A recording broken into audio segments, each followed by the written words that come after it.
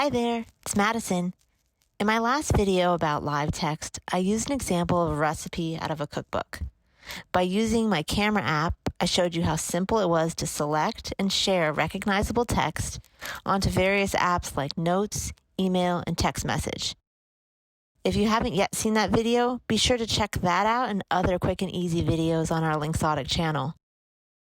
There are a handful of really cool features the iOS 15 live text is capable of.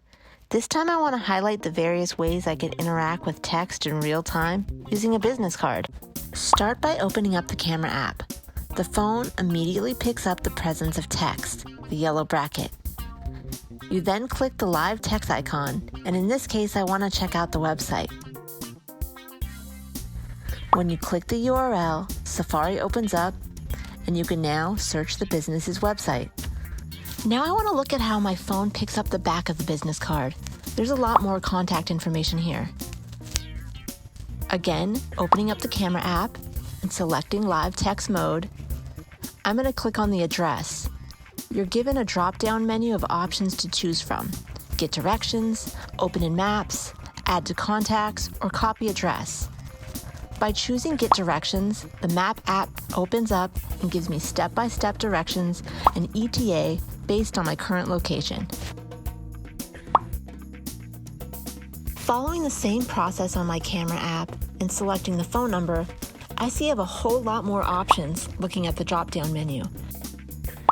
I can make a call, send a message, FaceTime, add to contacts, or copy the number. This is truly cool. Again, no photo has to be shot. Your phone just has to recognize the text, and then it does all the work for you. The last piece of contact information on the business card is the email address.